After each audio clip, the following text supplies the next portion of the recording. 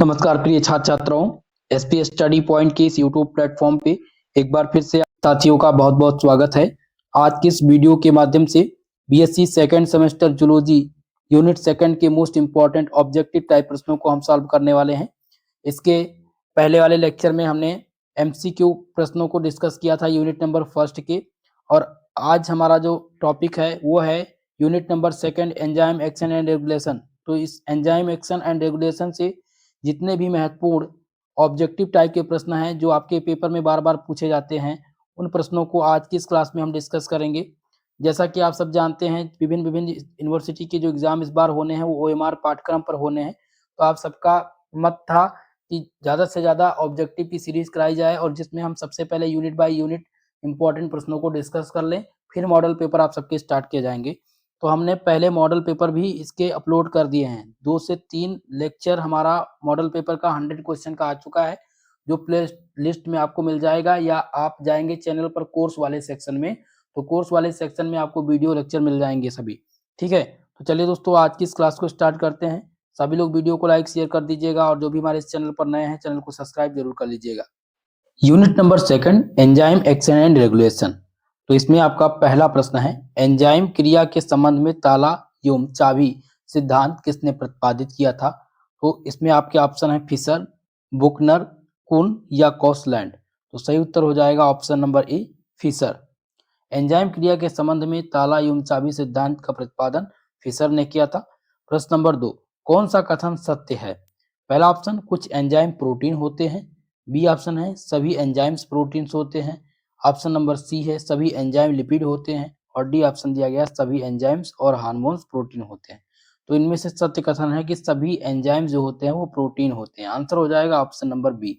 अगला क्वेश्चन है प्रश्न नंबर 3, को एंजाइम पूछा गया है प्रश्न कि को एंजाइम होते हैं हमेशा प्रोटीन, या हमेशा मेटल होते हैं, या विटामिन भी होते हैं, या हमेशा आपोप्रोटीन यानी एपोप्रोटीन पदार्थ होते हैं।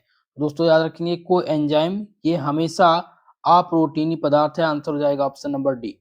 प्रश्न नंबर 4, सन 1978 में किसे एंजाइम पर कार्य करने के लिए नोबेल पुरस्कार दिया गया था? तो नोबेल पुरस्कार दिया गया था आर्बर तथा नाथन्स को। आंसर हो जाएगा ऑप्शन नंबर सी। अगला क्वेश्चन प्रश्न नंबर 5, एंजाइम शब्द सर्वप्रथम प्रयोग किसने किया था? तो एंजाइम शब्द का सर्वप्रथम जो प्रयोग किया गया था वो कोहने के द्वारा किया गया था। आंसर हो जाएगा ऑप्शन नंबर सी, करेक्ट उत्तर। प्रश्न नंबर 6 पूछा गया है, एंजाइम है, तो एंजाइम क्या है? एक प्रकार का प्रोटीन है, इसलिए आंसर हो जाएगा ऑप्शन नंबर ए, करेक्ट उत्तर। प्रश्न नंबर 7, एंजाइम की विशिष्टता निर्धारित करता है।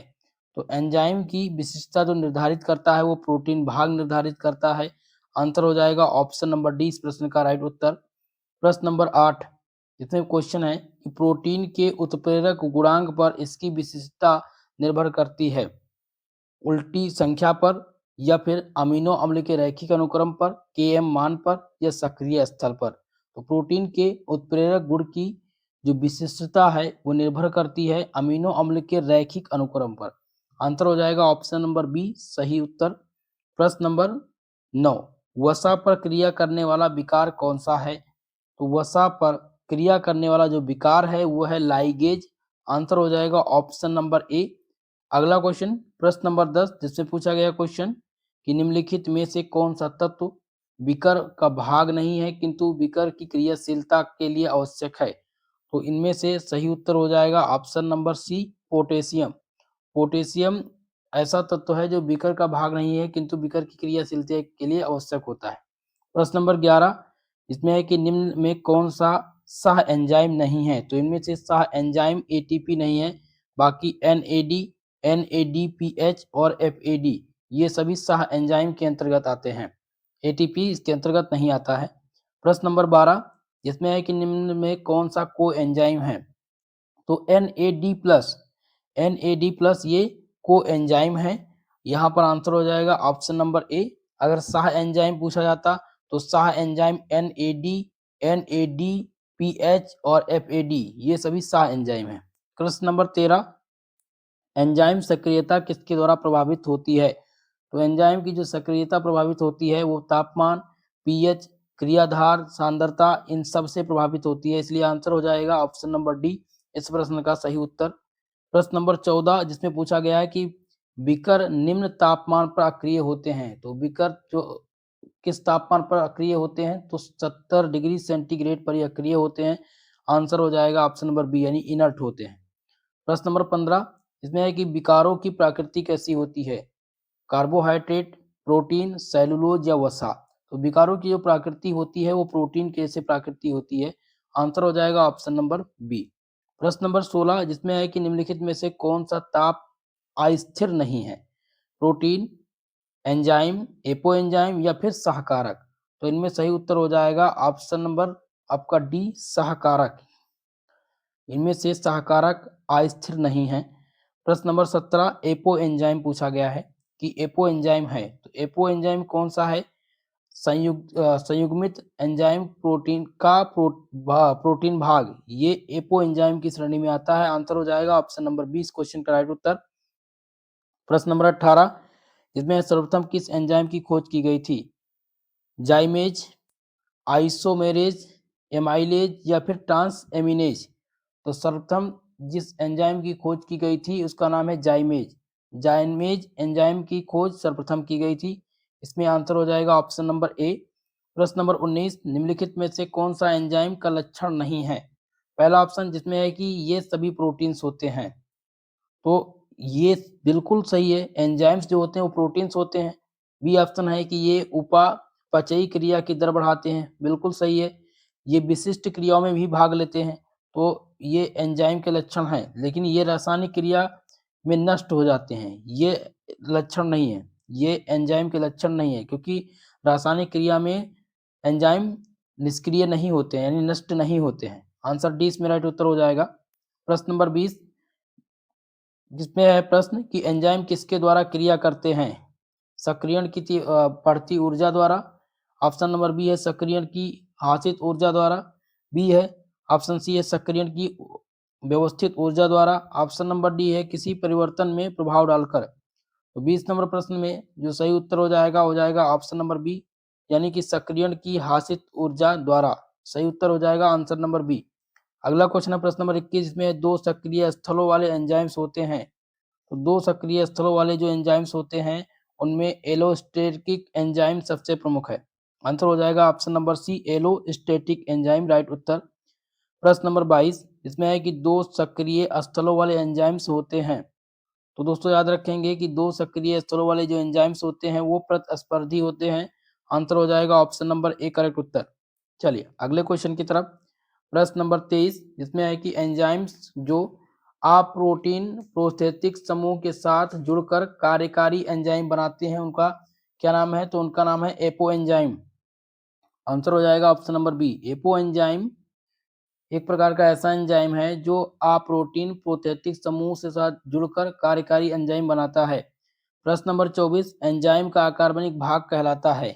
तो एंजाइम का अकार्बनिक भाग जो है ये सक्रियक कहलाता है। क्या कहलाता है, सक्रियक। आंसर हो जाएगा ऑप्शन नंबर डी। अगला क्वेश्चन प्रश्न नंबर 25 को एंजाइम है। तो को एंजाइम क्या है, ये एक प्रकार का अप्रोटीन जैविक यौगिक है। क्या है, अप्रोटीन जैविक यौगिक। आंसर हो जाएगा ऑप्शन नंबर सी। प्रश्न नंबर 26 जिसमें है कि एंजाइमों के वर्गीकरण का आधार क्या है, एंजाइमों की रासायनिक प्रकृति, एंजाइमों द्वारा उत्प्रेरक अपक्रिया, एंजाइमों का अणुभार या एंजाइमों की संरचना। तो इनमें से सही उत्तर हो जाएगा ऑप्शन नंबर बी। एंजाइमों के वर्गीकरण का जो आधार है ये एंजाइमों द्वारा उत्प्रेरित अपक्रिया पर डिपेंड है। आंसर हो जाएगा ऑप्शन नंबर बी। अगला क्वेश्चन प्रश्न नंबर 27 इसमें है कि एंजाइम के लिए अनुकूलतम तापमान पीएच का परिसर रेंज कितना होता है। तो इसका जो रेंज होता है वो 25 से 35 डिग्री सेंटीग्रेड से लेकर के होता है और इसका पीएच जो होता है वो 7.5 होता है। आंसर हो जाएगा ऑप्शन नंबर सी इस क्वेश्चन का राइट उत्तर। प्रश्न नंबर 28 इसमें डाइस्टेरेज एंजाइम किससे पचाता है। तो डाइस्टेरेज एंजाइम जो पचाता है ये स्टार्च को पचाता है। आंसर हो जाएगा ऑप्शन नंबर ए करेक्ट उत्तर। प्रश्न नंबर 29 नंबर प्रश्न में है कि निम्नलिखित में से कौन सा कथन एंजाइम व क्रियाधार के बीच ताला चाबी जैसे संबंध की पुष्टि करता है। तो ये पुष्टि करता है एंजाइम अपक्रिया की दिशा निर्धारित करते हैं। आंसर हो जाएगा ऑप्शन नंबर डी इसमें राइट उत्तर। प्रश्न नंबर 30 जिसमें है क्वेश्चन की एलोस्टेरिक एंजाइम में एलोस्टेरिक स्थल होता है। तो एलोस्टेरिक एंजाइम में जो एलोस्टेरिक स्थल होता है ये कहाँ पर होता है? तो ये संबंधन के लिए और सक्रियण के लिए होता है, दोनों के लिए होता है, इसलिए आंसर हो जाएगा आ व बा दोनों। अगला क्वेश्चन है प्रश्न नंबर 31 वह एंजाइम जो स्टार्च का जल अपघटन कर उसे माल्टोस में बदल देता है उसको क्या कहते हैं? तो इस एंजाइम को हम कहते हैं एमाइलेज। आंसर हो जाएगा ऑप्शन नंबर बी एमाइलेज क्या करता है? स्टार्च का जल अपघटन कर उसे माल्टोस में बदल देता है। प्रश्न नंबर 32 जिसमें एमाइलेज एंजाइम जो गतिकी के नियम यानी कि मैकेलिस मेंटन स्थिरांक का पालन नहीं करता है उसको क्या कहते हैं? वो कौन सा एंजाइम है? तो वो है एलोस्टेरिक एंजाइम। आंसर हो जाएगा ऑप्शन नंबर ए इस प्रश्न का सही उत्तर। प्रश्न नंबर 33 जिसमें बीकर उत्प्रेरक से भिन्न है क्योंकि ये प्रोटीन युक्त पदार्थ होते हैं या फिर क्रिया में प्रयुक्त होते हैं। तो ये बीकर उत्प्रेरक से भिन्न है क्योंकि ये प्रोटीन युक्त पदार्थ हैं। आंसर हो जाएगा ऑप्शन नंबर ए करेक्ट उत्तर। प्रश्न नंबर 34 जिसमें है लाइन बीवर वर्क प्लांट किस पर आधारित है? तो लाइन बीवर वर्क प्लांट ये आधारित है किस पर आधारित है? तो ये बायोटिन पर आधारित है। आंसर हो जाएगा ऑप्शन नंबर ए इस प्रश्न का राइट उत्तर। प्रश्न नंबर 35 जिसमें किसे प्रमाणित किया था कि एंजाइम प्रोटीन होते हैं? तो किसने प्रमाणित किया था दोस्तों? तो ये समनर ने प्रमाणित किया था। समनर ने प्रमाणित किया था कि एंजाइम सभी एंजाइम जो होते हैं ये प्रोटीन होते हैं। अगला क्वेश्चन प्रश्न नंबर 36 एंजाइम का प्रोटीन भाग क्या कहलाता है? तो एंजाइम का जो प्रोटीन भाग होता है वो क्या कहलाता है? एपो एंजाइम कहलाता है। आंसर हो जाएगा ऑप्शन नंबर ए करेक्ट उत्तर। प्रश्न नंबर 37 एंजाइम्स के अणु का प्रोटीन रहित भाग क्या कहलाता है? तो एंजाइम के अणु का प्रोटीन रहित जो भाग है उसको हम प्रोथेटिक समूह कहते हैं। प्रोथेटिक समूह। आंसर हो जाएगा ऑप्शन नंबर बी करेक्ट उत्तर। प्रश्न नंबर 38 जिसमें प्रश्न है कि बीकर उत्प्रेरित क्रिया में बनने वाला उत्पाद क्रिया निरोधक का कार्य करता है यह है। तो यह क्या है? यह फीडबैक निरोधन कहलाता है। आंसर नंबर 20 प्रश्न का राइट उत्तर है। प्रश्न नंबर 39 जिसमें है कि एंजाइम के बारे में क्या सही है? तो एंजाइम के बारे में जो सही कथन है वो क्या है? जल्दी से बताने का प्रयास कीजिएगा। तो एंजाइम के बारे में जो सही कथन है वो है कि वह अधिकांश प्रोटीन होते हैं। एंजाइम्स अधिकांश प्रोटीन होते हैं, यही इसका सत्य कथन है। अगला क्वेश्चन है प्रश्न नंबर 40 जिसमें है कि मैकेलिस स्थिरांक का मान कम हो तो एंजाइम का क्रियाधार के प्रति है कम लगाव या अधिक लगाव? तो अधिक लगाव होगा। आंसर नंबर बी करेक्ट उत्तर होगा। जब मैकेलिस स्थिरांक का मान कम होता है तो एंजाइम का क्रियाधार के प्रति लगाव अधिक हो जाता है। अगला क्वेश्चन है प्रश्न नंबर 41 इसमें है कि पेप्सिन किस एंजाइम वर्ग से संबंधित है? तो पेप्सिन जो संबंधित है ये हाइड्रोलेजेज से संबंधित है। हाइड्रोलेजेज से पेप्सिन संबंधित है। आंसर डी इसका सही उत्तर हो जाएगा क्योंकि पूछा गया था पेप्सिन किस एंजाइम वर्ग से है, तो पेप्सिन हाइड्रोलिजेज एंजाइम वर्ग से है। अगला क्वेश्चन है प्रश्न नंबर 42 जिसमें को एंजाइम्स होते हैं। तो को एंजाइम्स क्या होते हैं? अक्सर विटामिन होते हैं, ऑफन विटामिन। आंसर हो जाएगा ऑप्शन नंबर सी इस क्वेश्चन का करेक्ट उत्तर। प्रश्न नंबर 43 जिसमें है कि एंजाइम्स कार्य करते हैं। तो एंजाइम्स जो कार्य करते हैं वो सक्रियण ऊर्जा को बढ़ा करके कार्य करते हैं, इसलिए आंसर हो जाएगा ऑप्शन नंबर ए इस प्रश्न का सही उत्तर। चलिए नेक्स्ट क्वेश्चन की तरफ बढ़ते हैं। प्रश्न नंबर 44 ध्यान दीजिएगा। 44 नंबर प्रश्न जिसमें पूछा गया है कि इनमें से कौन सा आइसो एंजाइम का उदाहरण है? तो आइसो एंजाइम का जो उदाहरण है वो लैक्टिक डिहाइड्रेनेज। आंसर हो जाएगा ऑप्शन नंबर ए। प्रश्न नंबर 45 बीकर एंजाइम का बिना प्रोटीन वाला भाग क्या कहलाता है? तो इस भाग को हम कोफैक्टर कहते हैं। आंसर सी इस प्रश्न का सही उत्तर है। प्रश्न नंबर 46 जिसमें है कि एंजाइम क्रिया के लिए आवश्यक क्या है? एंजाइम क्रिया के लिए आवश्यक है निम्न के एम। आंसर हो जाएगा ऑप्शन नंबर डी इस प्रश्न का सही उत्तर। चलिए अगले प्रश्न की ओर। नेक्स्ट क्वेश्चन है कि प्रश्न नंबर 47 जिसमें है कि निम्नलिखित में से कौन सा एंजाइम अग्नाशय रस में उपस्थित नहीं होता है? ऑप्शन ए जिसमें है ट्रिप्सिन, बी है एमाइलोपेप्सिन, सी है रेनिन और डी दिया गया है स्टियोप्सिन। तो इस क्वेश्चन का जो सही उत्तर हो जाएगा ऑप्शन नंबर सी रेनिन। इनमें से रेनिन एक प्रकार का ऐसा एंजाइम है जो अग्नाशय रस में उपस्थित नहीं होता है। प्रश्न नंबर 48 जिसमें बीकर एंजाइम का प्रोटीन भाग है। तो एंजाइम का प्रोटीन भाग है प्रोथेटिक समूह, एपो एंजाइम, होलो एंजाइम या फिर एमोजेन। तो करेक्ट उत्तर इसमें हो जाएगा एपो एंजाइम। बीकर एंजाइम का प्रोटीन भाग एपो एंजाइम है। आंसर हो जाएगा ऑप्शन नंबर बी। प्रश्न नंबर 49 जिसमें है कि एंजाइम किसके बहुलक होते हैं। एंजाइम किसके बहुलक होते हैं। तो एंजाइम जो बहुलक होते हैं ये अमीनो अम्ल के बहुलक होते हैं। आंसर हो जाएगा ऑप्शन नंबर बी इस क्वेश्चन का राइट उत्तर। नेक्स्ट क्वेश्चन है प्रश्न नंबर 50 जिसमें है कि एंजाइम सर्वाधिक क्रियाशील होते हैं 0 डिग्री सेंटीग्रेड पर या शरीर तापमान पर या फिर 60 डिग्री सेंटीग्रेड पर। तो दोस्तों याद रखेंगे कि एंजाइम सर्वाधिक क्रियाशील होते हैं किस पर, शरीर टेम्परेचर पर। आंसर हो जाएगा ऑप्शन नंबर बी। प्रश्न नंबर 51 है पेप्सिन किस पर क्रिया करता है, वसा पर, प्रोटीन पर, कार्बोहाइड्रेट पर या फिर ग्लूकोज पर। तो याद रखेंगे कि पेप्सिन जो क्रिया करता है ये प्रोटीन पर क्रिया करता है। आंसर हो जाएगा ऑप्शन नंबर बी। प्रश्न नंबर 52 जिसमें है कि एक्सो एंजाइम कार्य करते हैं, उत्प्रेरक की तरह कार्य करते हैं या प्रतिक्रिया में खुद ये भाग लेते हैं या फिर प्रतिक्रिया का परिणाम होते हैं या इनमें से कोई नहीं। तो याद रखेंगे एक्सो एंजाइम कार्य करते हैं उत्प्रेरक की तरह। आंसर हो जाएगा ऑप्शन नंबर ए। प्रश्न नंबर 53 जिसमें है कि निम्नलिखित में से कौन सा को एंजाइम का भाग बनता है, ZN, लाइपेज, राइबोफ्लेविन या फिर लाइसिन।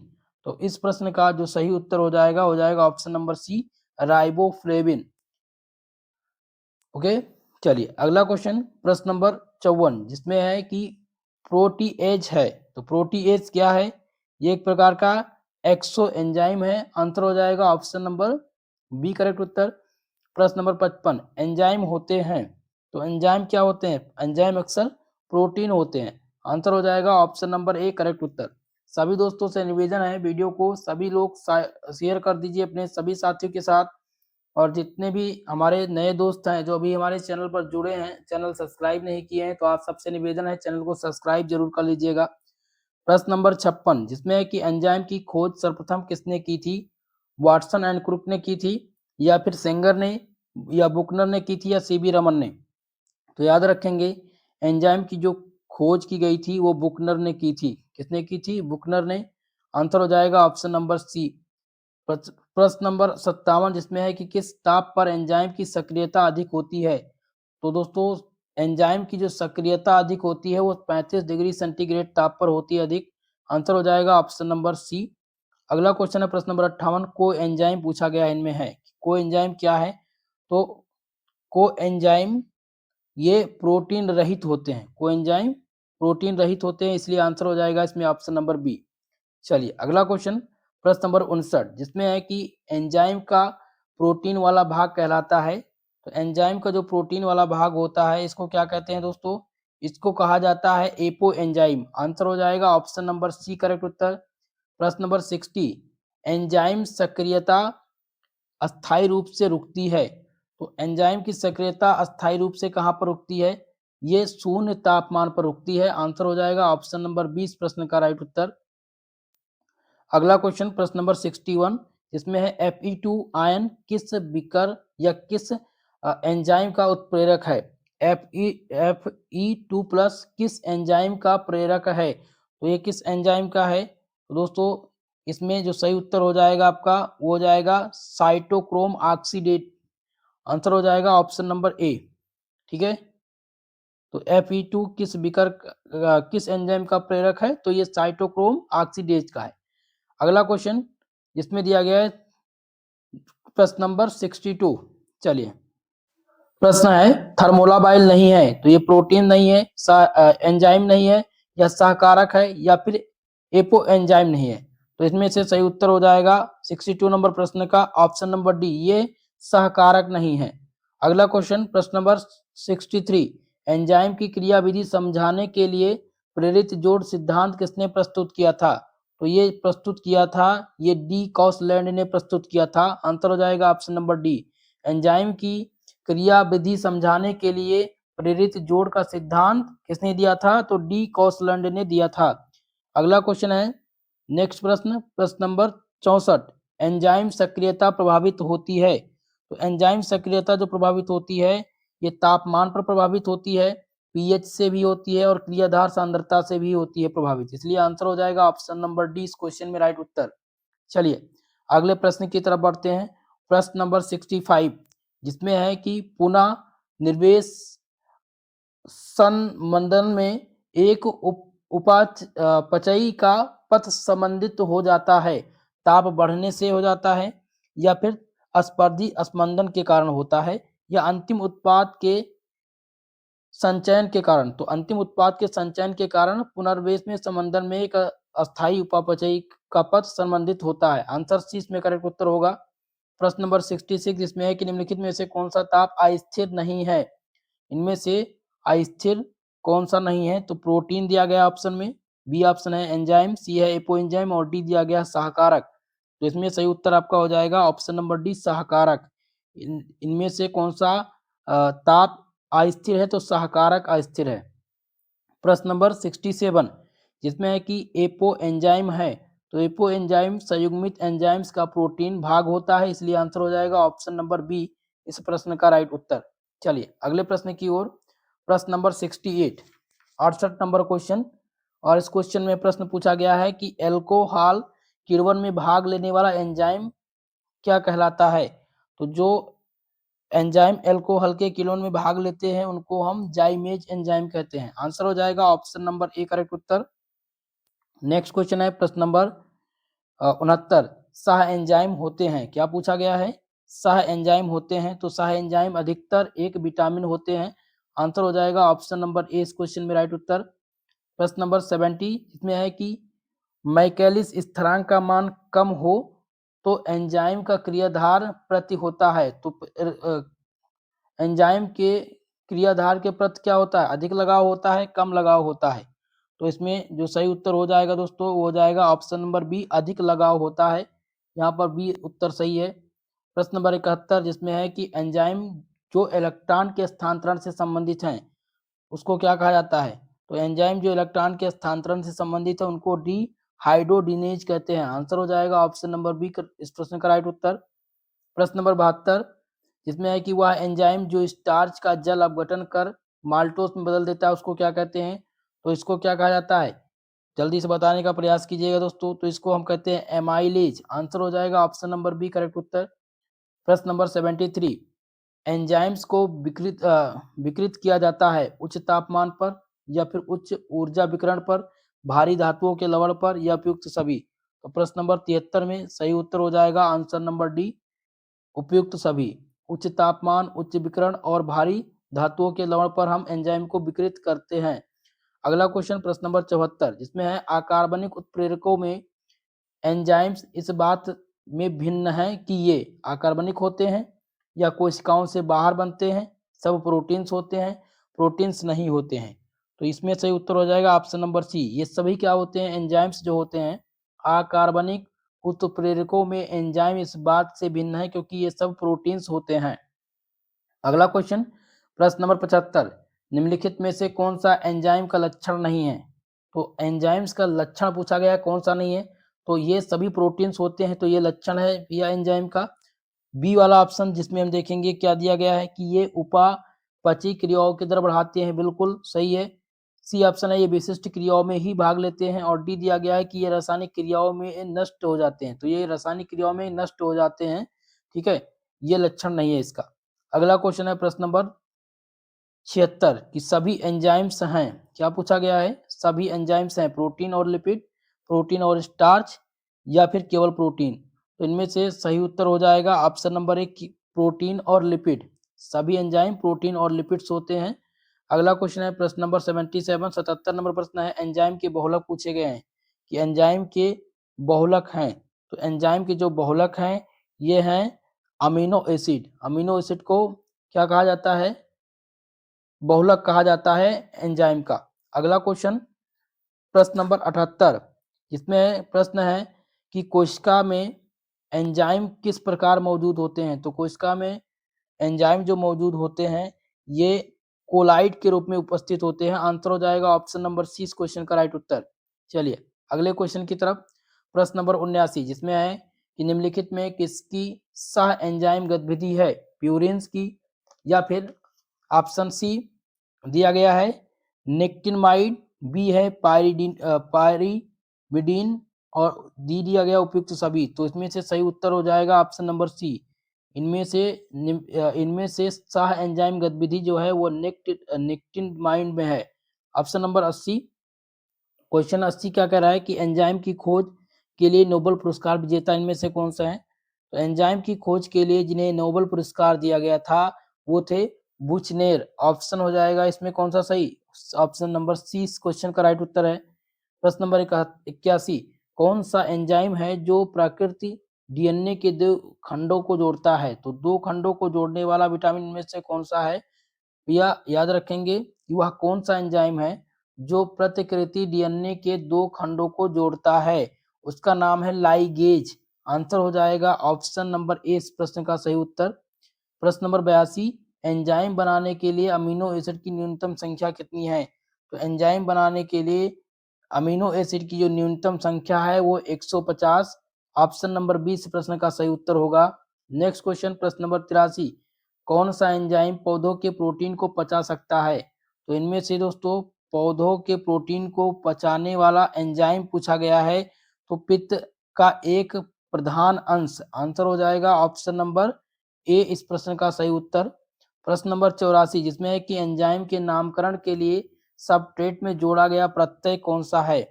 तो एंजाइम के नामकरण के लिए जोड़ा गया जो सबस्ट्रेट है वह है इनमें से कोई नहीं। आंसर हो जाएगा ऑप्शन नंबर डी। प्रश्न नंबर 85 कौन सा एंजाइम स्टार्च को हाइड्रोलाइज करता है। तो स्टार्च को हाइड्रोलाइज करने वाला जो एंजाइम है उसका नाम है डायस्टेज। आंसर हो जाएगा ऑप्शन नंबर डी इस प्रश्न का राइट उत्तर।